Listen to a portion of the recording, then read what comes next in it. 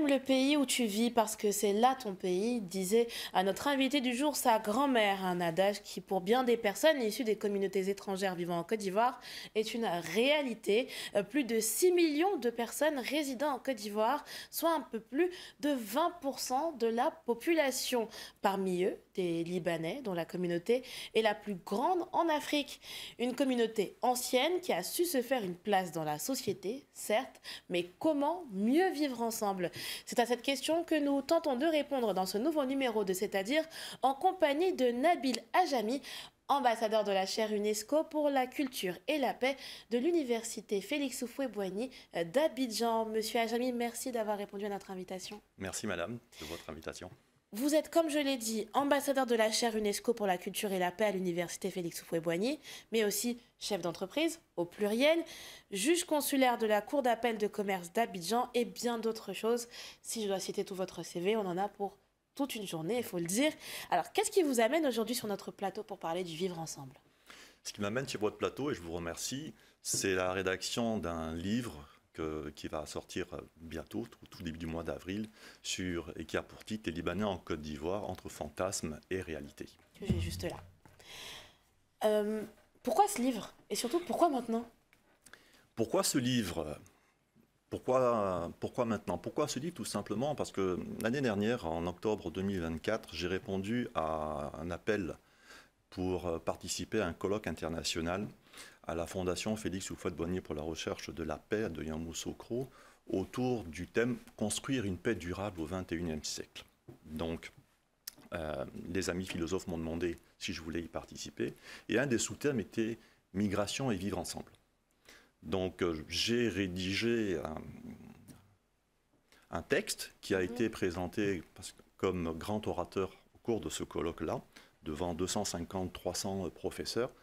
Et le titre complet de ma communication, c'était « Les Libanais de Côte d'Ivoire, une communauté à côté », point d'interrogation, entre fantasmes et réalité d'une intégration controversée.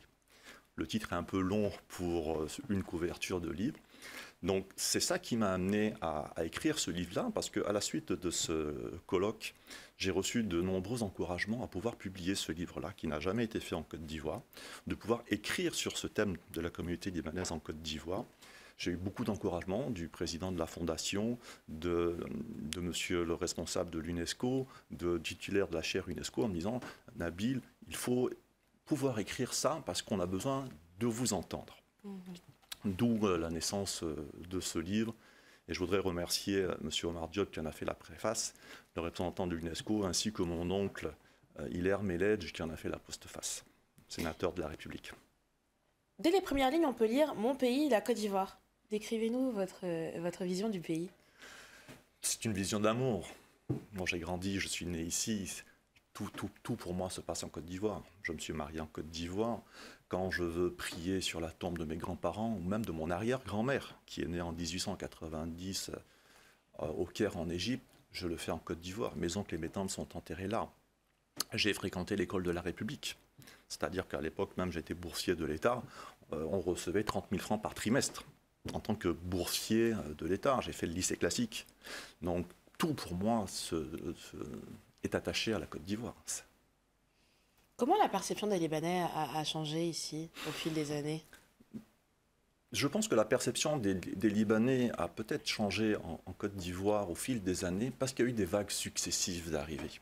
Oui. Le Liban est un pays qui a souvent été en crise depuis 1860. Ensuite, il y a eu la Première Guerre mondiale, il y a eu la crise de 58, il y a eu 2 guerres avec Israël. Je parle de la dernière. Il y a toujours eu des crises, il y a souvent eu des crises au Liban qui ont fait que les Libanais ont quitté leur pays.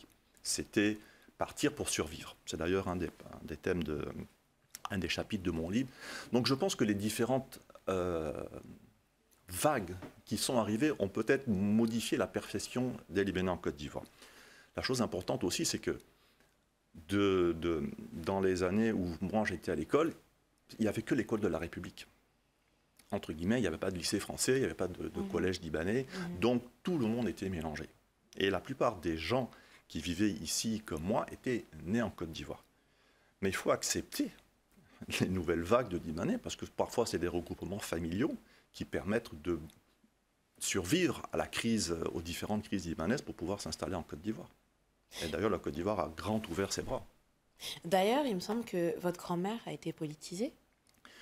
Oui, dans les années 50, ma grand-mère faisait de la politique. Elle était membre du PDCI RDA. Je vous ai même amené sa carte. Vous pouvez la montrer. Voilà, elle était membre du PDCI RDA. Bon, c'est bleu, blanc, rouge parce qu'on n'était pas encore arrivé aux indépendances des années 60. À l'époque, la cotisation annuelle était de 100 francs. Donc, je vais vous la donner. Ma grand-mère était fière d'être ivoirienne, fière de servir le président Félix Houphouët-Boigny, d'être avec lui et avec son neveu, Hilaire Meledj. C'est ça qui fait que elle nous a toujours dit « aime le pays où tu vis parce que c'est là ton pays ». Et aujourd'hui, le monde se rétrécissant, on se rend bien compte qu'on n'est nulle part chez nous et on est partout chez nous à la fois. Oui. Le monde est devenu, la planète est devenue un village. Un très grand village. Un très grand village. Et les migrants ont contribué à façonner la Côte d'Ivoire en une nation riche en diversité culturelle, apportant leurs traditions, langues et pratiques. Ces mots, ce sont les vôtres. Alors, qu'est-ce que la communauté libanaise a apporté de votre point de vue à la Côte d'Ivoire? Elle a apporté une grande richesse. Elle a apporté une grande richesse tant au niveau économique, industriel, culturel, qu'à tous les niveaux. Parce que recevoir les étrangers, c'est participer à la création de la vie. Les Libanais en Côte d'Ivoire n'ont pas attendu le développement. Ils participent au développement. Ils sont créatifs. C'est vrai qu'on ne voit que les grandes entreprises, mais la communauté libanaise est présente dans tout le pays. Dans toutes les villes de Côte d'Ivoire, vous aurez des comptoirs, des gens qui vivent dans ces endroits-là. Donc la communauté libanaise a beaucoup apporté, de par son expérience, de par sa connaissance, de par sa culture, de par tout ça. Et c'est ce melting pot qui fait que la richesse de la Côte d'Ivoire. Et bien sûr, il n'y a pas que les Libanais, il y a toutes les communautés qui participent au développement de notre pays, la Côte d'Ivoire. Généralement, quand on évoque la communauté libanaise, on parle du fait que les Libanais ne se marient pas avec des Ivoiriens ou qu'ils ne veulent pas se mélanger. Pour vous, d'où viennent ces assertions? Alors là, vous me parlez de mariage. Quand vous me parlez de mariage, vous me parlez de quelque chose de sacré, d'un acte sacré. Comme on dit, pour le meilleur et le pire, jusqu'à ce que la mort nous sépare. Ouais. Le mariage en Côte d'Ivoire est quelque chose de très traditionnel pour toutes les communautés. Ouais. C'est vrai qu'on voit moins de femmes libanaises mariées avec des Ivoiriens. Mais ça existe. Pardon? Mais ça existe. Mais ça existe. Pour moi, le problème ne vient pas du quantitatif. Ce n'est pas la quantité qui va faire la qualité. Moi, ce que je voudrais reprendre, c'est de dire, est-ce qu'il y a des demandes en mariage qui sont refusées? Est-ce qu'on peut dire qu'il y a 50, 100, 500 demandes d'Ivoiriens qui sont venus demander des mains de jeunes femmes libanaises qui ont été refusées? Si tel est le cas, on a un problème. Si tel n'est pas le cas, c'est que du fantasme de dire que les Libanaises ne veulent pas épouser des Ivoiriens. Mais pour qu'on arrive au mariage, il faut quand même que les gens se rencontrent. Il faut que les gens se connaissent. À notre époque, c'était possible. On était dans les mêmes lycées, dans les mêmes écoles. Aujourd'hui, c'est plus difficile. Et d'un côté comme de l'autre, vous savez, je vais vous citer deux petits proverbes. Un d'Afrique centrale qui dit que la panthère ne chasse que là où elle est née, autour de l'arbre où elle est née. Ouais, je vois où vous voulez en venir. Vous voyez où je veux en venir. C'est-à-dire qu'on cherche généralement dans sa communauté. Pas très loin. On ne cherche pas très loin. Un deuxième proverbe, mais il ne faudra pas me provoquer là-dessus. Et là, c'est un proverbe ivoirien qui dit que si tu ne connais pas le village, tu y épouses la sorcière. Je n'ai pas dit que les Libanais sont des sorcières. Ne me faites pas dire ce que je n'ai pas dit. Ce que je veux dire, ce que je veux dire, c'est qu'il faut que les gens se connaissent, que les gens se rencontrent pour qu'on parle de mariage. Mais le vrai problème, c'est que le mariage mixte, en général, est difficile. Il y a toujours une perte pour l'un ou pour l'autre. Si ce n'est pas le cas des époux, c'est le cas des familles des époux. Donc ça reste quelque chose de difficile, pas d'impossible, parce que l'amour transcende toutes les frontières. L'amour va être plus fort que tout ça. Maintenant, il n'y a pas d'injonction, à ma connaissance, ou de refus catégorique sur une centaine de cas, une 200 de cas pour dire ça. Donc, fruit de l'imagination, peut-être que avec le temps, les choses changeront. Il y aura plus de rencontres dans des écoles, dans des clubs de sport, dans des activités civiques qui permettront aux jeunes de se rencontrer pour vivre ensemble, se demander en mariage. Mon deuxième point, c'était le fait que les Libanais ne semblent pas se mélanger. Ils vivent entre eux. Alors, d'où ça vient? Vous savez, c'est le propre un peu de toutes les communautés étrangères dans le monde. Quand vous êtes installé durablement dans un pays, prenez les Chinois, on a Chinatown à Paris, à San Francisco, à New York. Vous prenez le cas des Ivoiriens ou de l'Afrique en général, vous allez à Paris, vous les retrouvez dans le même quartier. Ouais. Donc, ce n'est pas une question que les gens ne se mélangent pas. Dire que les Libanais ne se mélangent pas en Côte d'Ivoire, c'est pas vrai. On les trouve partout en Côte d'Ivoire. C'est vrai que dans certains cas, on peut dire que, par exemple, Marcory, la concentration de Libanais... Je ne voulais pas le dire, mais, non, mais c'est une réalité et on l'appelle Petit Beyrouth. Dans mon livre, je fais une proposition. Changeons de nom. Peut-être que Petit Beyrouth est gênant. Appelons-le Liban Bougou. Appelons-le Liban Kro ou Liban Ka, si vous le souhaitez. Ce qui a existé dans toutes les communautés qui sont venus de l'étranger, du Burkina, du Mali, de Guinée, on leur disait, mais installez-vous ici. Pourquoi? Parce que vous avez vos familles qui sont à côté. Vous avez vos supermarchés qui sont à côté. Quand vous êtes africaine, que vous êtes à Paris, vous avez peut-être envie d'aller vous allez à Château-Rouge parce que vous savez que vous allez manger africain. Vous savez que si vous allez chez le coiffeur, les coiffeurs sont là. Donc le regroupement est naturel. Ouais. Dire que les Libanais se regroupent, c'est juste un phénomène naturel. J'espère que ça passera dans l'oreille de plus d'un. Est-ce qu'un jour les Libanais feront partie intégrante de la nation ivoirienne? Vous posez la question dans votre livre. Comment, de votre prisme de personne qui est née et qui a vécu ici, ça peut se faire? Parce que je voudrais qu'on aille plus loin. Je voudrais qu'on soit plus revendicatif. Je voudrais qu'on soit plus déterminé à aimer la Côte d'Ivoire, à aimer la terre. Les Libanais sont profondément enracinés en Côte d'Ivoire. Aujourd'hui, c'est une vérité. Ils sont là et ils sont durablement... On l'a vu pendant la CAN d'ailleurs. La CAN, pendant la CAN, il n'y avait pas d'Ivoiriens ou de Libanais. Les tribunes, elles étaient orange, blanc, vert. Elles étaient orange, blanc, vert, tout simplement. Moi, j'étais à Liban Bougou au moment de la victoire des éléphants, mais je ne pouvais pas sortir de l'appartement. C'était complètement la folie. Et ce qui se passe dans le sport, mais il faut qu'on puisse l'amener aussi peut-être dans d'autres activités, dans la culture, dans le social, dans les actions civiques. Parce que si ça existe dans le sport, il n'y a pas de raison que ça n'existe pas ailleurs. Il n'y a pas d'Ivoiriens ou de Libanais dans les tribunes. C'était orange, blanc, vert. C'était une nation. Mais créer une chambre de commerce et d'industrie libanaise de Côte d'Ivoire, c'est pas contradictoire avec le fait de vouloir un meilleur vivre ensemble? Non, c'est pas contradictoire. Parce qu'à un moment... Vu la taille que prenaient les industries et les commerces libanais, ils avaient besoin de plus se faire représenter auprès des autorités locales.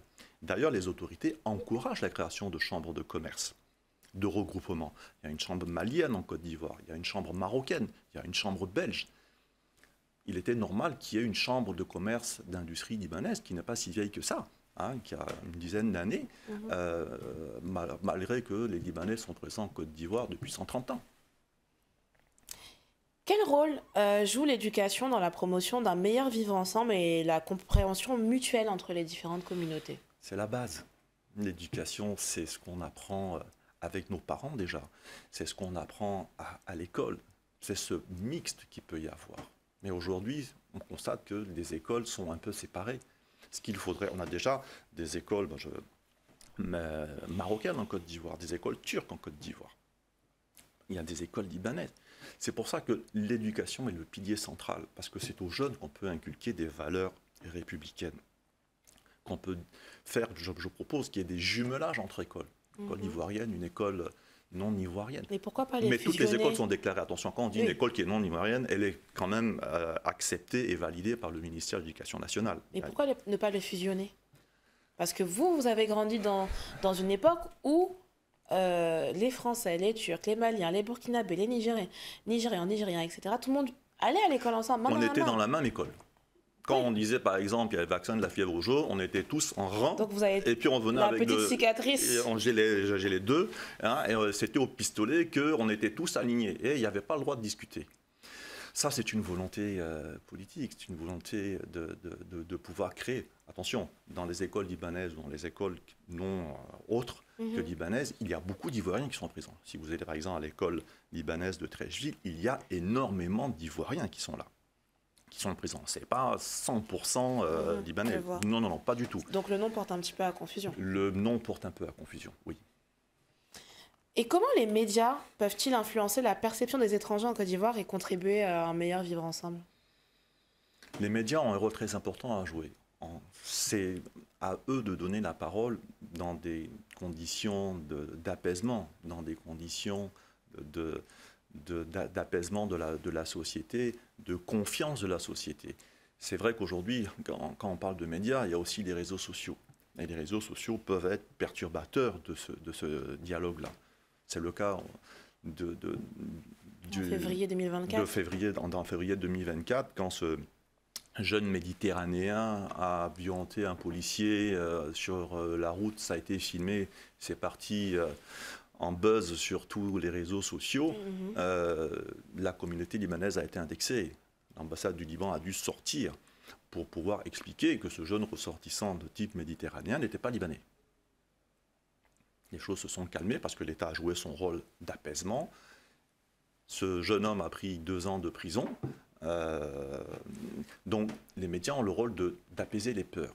La peur et la perte de confiance est quelque chose de fondamental qu'il ne faut pas atteindre. Dernière question, Monsieur Ajami. Est-ce qu'un jour la Côte d'Ivoire pourrait être la tête de locomotive d'un meilleur vivre ensemble en Afrique? Elle est déjà un peu. Comment ça? Elle est déjà un peu. Écoutez, en début de semaine, l'université d'Oxford a classé la Côte d'Ivoire comme le pays le plus heureux d'Afrique de l'Ouest. Je pense que c'est déjà une gloire dont on doit être fier. Il y a quelques mois, l'année dernière, la Côte d'Ivoire a été classée dans la promotion du genre, parce que les femmes ont un rôle très important à jouer là-dedans, comme leader dans le monde sur la promotion du genre. Donc il y a énormément de choses à faire. Encore, il reste à faire. Vaincre ses peurs, combattre les stéréotypes, mettre en avant les individualités. Des gens comme Nader Fakri qui sont nommés ambassadeurs du tourisme, ce sont des valeurs qu'il faut développer. Badreddine Escobar. Oui, ce sont des valeurs, c'est ces jeux forts qui vont faire le nous. La Côte d'Ivoire est loin devant. On est très très bien en Côte d'Ivoire. Ce qu'on cherche aujourd'hui, c'est à vaincre les peurs, à mieux vivre ensemble pour que les réseaux sociaux ne s'enflamment pas à la moindre alerte qui s'est retrouvée fausse, et de pouvoir aimer notre pays parce que c'est là le pays où on vit, c'est là le pays où on est né, ce sont nos racines. Simplement. Merci, Monsieur Nabil Ajami, d'avoir répondu à nos questions. Je rappelle que vous êtes l'auteur du livre Les Libanais en Côte d'Ivoire, entre fantasmes et réalité. Merci à vous, chers téléspectateurs, d'avoir suivi ce nouveau numéro de C'est-à-dire. L'actualité se poursuit sur cette info et sur cetteinfo.ci.